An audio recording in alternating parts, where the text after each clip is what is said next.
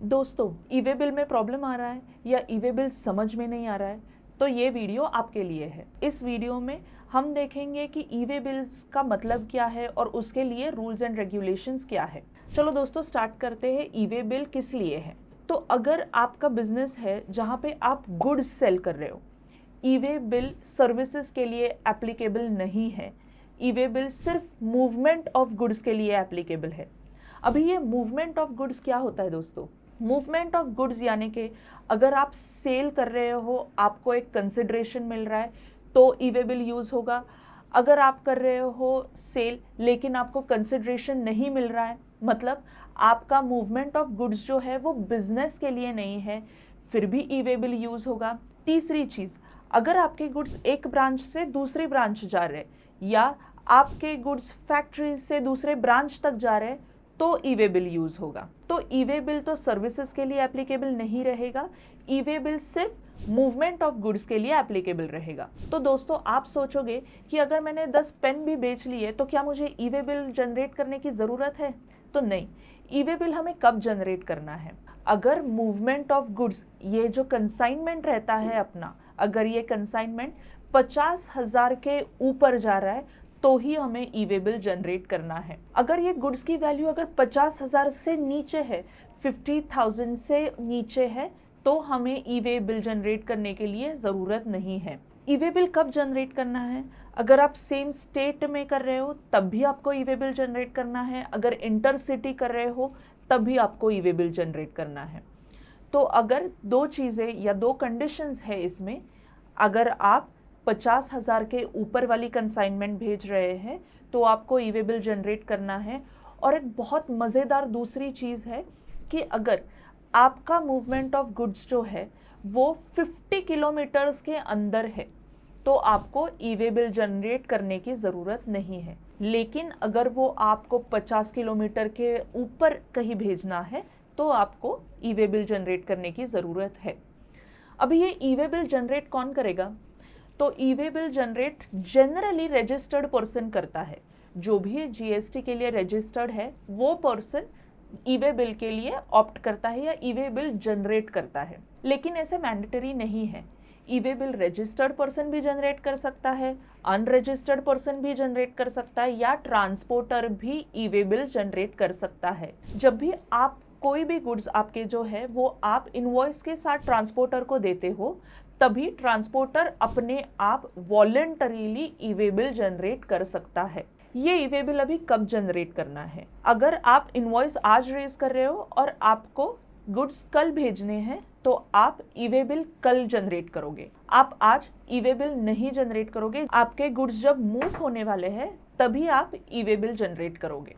तो दोस्तों क्या क्या देखा हमने अभी? जस्ट एक समरी लेते हैं दोस्तों। हमने क्या देखा? ई वे बिल हमें जनरेट करना है अगर हमारी कंसाइनमेंट 50,000 से ऊपर है।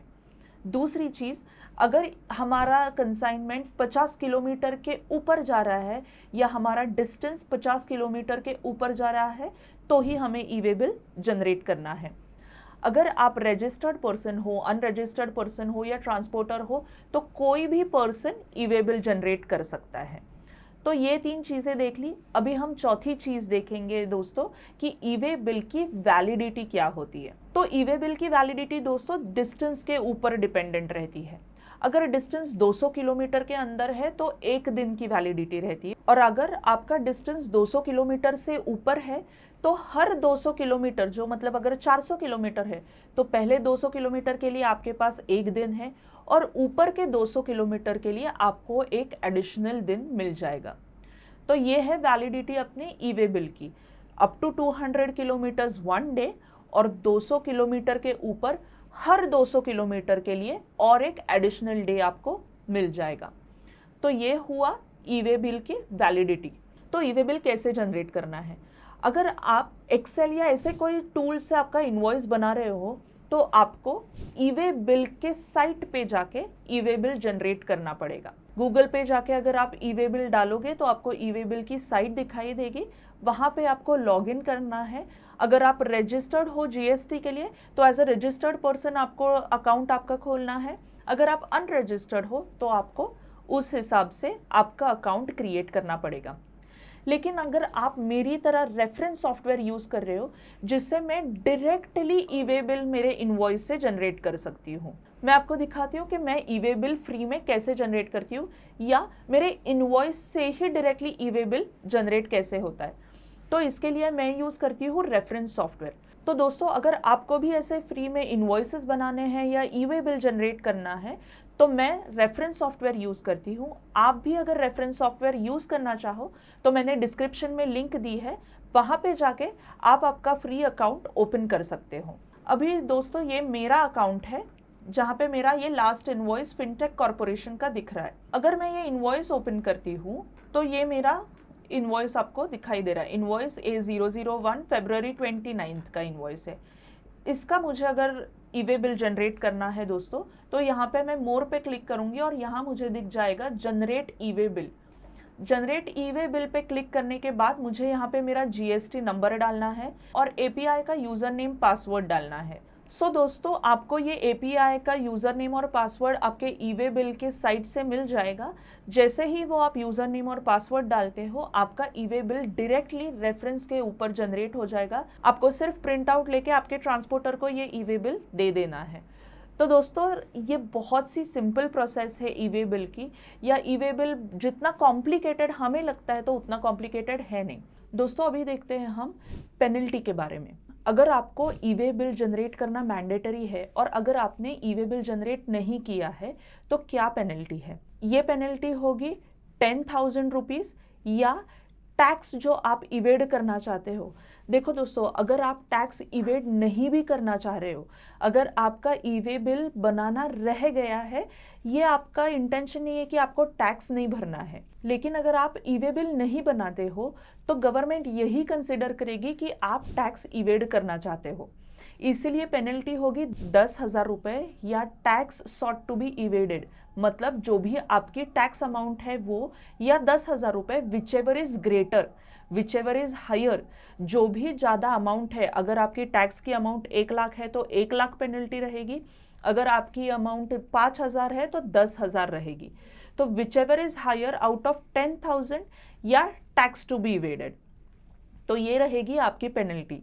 अभी इसमें भी दोस्तों 3 टाइप्स है।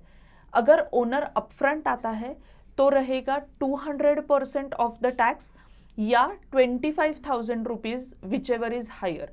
नेक्स्ट है, अगर वो गुड्स आपके सीज करे गवर्नमेंट ने, या जो भी उनके बॉर्डर पे है कस्टम्स या जो भी लोग हैं गवर्नमेंट ऑफिशियल्स, उन्होंने अगर आपके गुड्स या आपकी जो कंसाइनमेंट है वो सीज करी, तो उसके लिए छुड़वाने के लिए क्या पेनल्टी है? वो रहेगी 200% ऑफ द टैक्स। अगर वो टैक्सेबल गुड्स है तो 200% ऑफ द टैक्स, नहीं तो 2% of total value of exempted goods. अगर आप एग्जेम्प्टेड गुड्स ट्रांसपोर्ट कर रहे हो तो 2% of the value of exempted goods, या फिर 25,000 rupees, whichever is lower, अगर ओनर खुद आता है।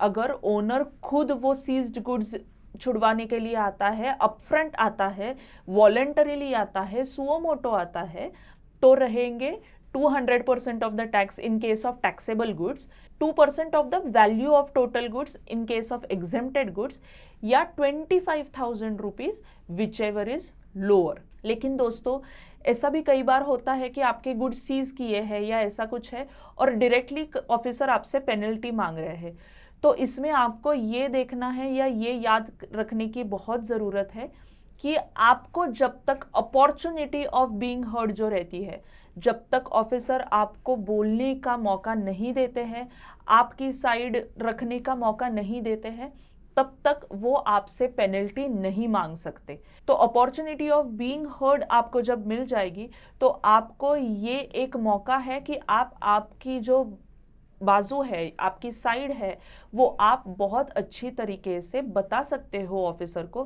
कि आपका ई वे बिल बनाना क्यों छूट गया है। ऐसा भी हो सकता है दोस्तों कि आपकी साइड मान के आपका ऑफिसर ये सारी पेनल्टी वेव ऑफ करे, या 10,000 की जो पहली पेनल्टी हमने डिस्कस की थी वो आप पे लेवी करके आपको आपके जो सीज्ड गुड्स है वो दे दिए जाएंगे। तो दोस्तों, ये था penalty of E way bill के बारे में। तो दोस्तों, ये सारी चीज़ें थी ई वे बिल के बारे में, और अगर आपको ई वे बिल फ्री में बनाना है तो आप भी यूज़ करो रेफरेंस सॉफ्टवेयर जैसे मैं यूज़ कर रही हूँ, जिसकी लिंक मैंने डिस्क्रिप्शन में दी हुई है। आई होप अभी ई वे बिल इतना डरावना नहीं लगता रहेगा। Thank you.